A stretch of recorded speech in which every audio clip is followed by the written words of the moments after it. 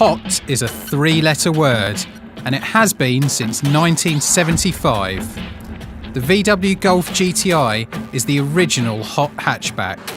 It's now into its 7th generation, but it's refusing to grow old gracefully. We already know this latest 2013 GTI is a great car.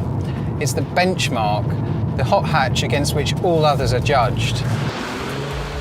But two new super hatches are here, and they're both ready to claim the Golf's Go Faster stripes.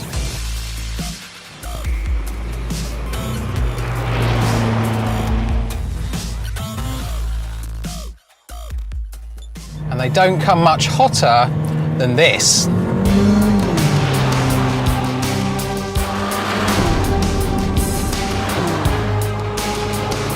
This is the first time Mercedes' horsepower-crazy AMG tuning division has tackled a smaller car, and they haven't done things by halves.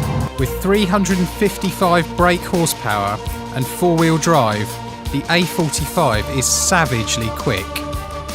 From rest, it hits 62 miles an hour in just 4.6 seconds, 2 seconds faster than the Golf.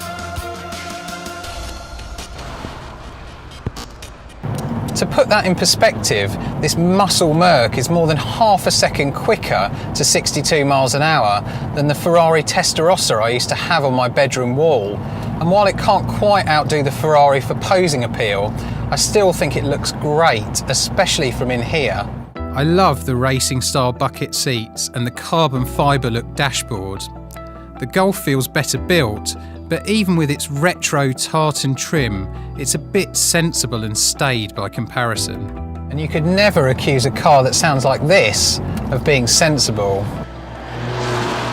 It may have 5 doors and a practical hatchback boot, but the AMG also costs nearly £38,000.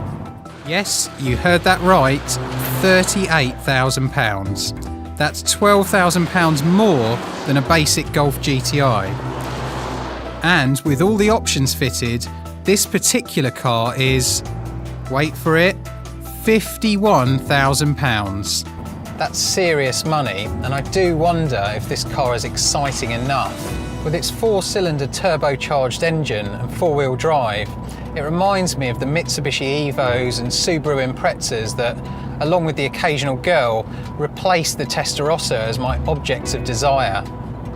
That's partly down to the dual-clutch auto gearbox, which can be slow to react, and the steering, which isn't the last word in feedback.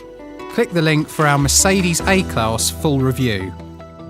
So while it's incredibly quick, the AMG is also a bit one-dimensional. It's like this car, the Golf GTI, turned up to 11, and that's no bad thing. But the BMW is quite a different story. Meet the BMW M135i, the only car in our trio that can do this.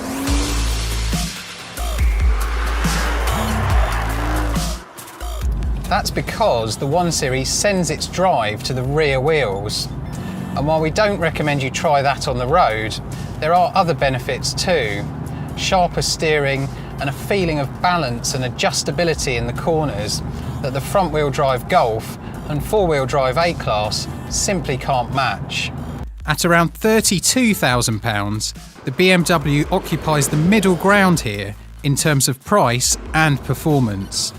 Its straight-six engine makes 315 brake horsepower, still 100 bhp more than the VW, and hits 62 miles an hour in 5.1 seconds. Unlike the Mercedes, there's no noticeable turbo lag.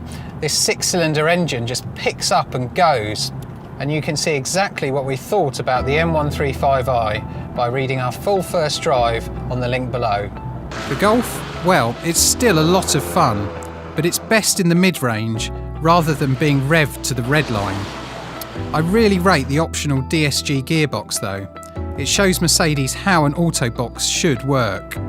So, this car might not be quite as exciting either to look at or to drive as the old 1 Series M Coupe, but it's still the one I'd pick for an early morning drive on quiet country roads. But is it the best overall? hot hatchbacks have to be sensible too. And here's where the Golf excels. It has the roomiest interior and the biggest boot. Not only that, it's also the cheapest and the best for claimed fuel economy. Find out how it fared in our more realistic tests by clicking the link. Sadly, I think the Mercedes falls short. It's very fast and very desirable, but it isn't quite engaging enough to drive to justify that price tag. The BMW, well, it's not without fault, and let's not forget, it costs a full £6,000 more than the Golf. But where the Golf does what it says on the tin, the BMW feels genuinely special. Middle ground definitely doesn't mean middle of the road.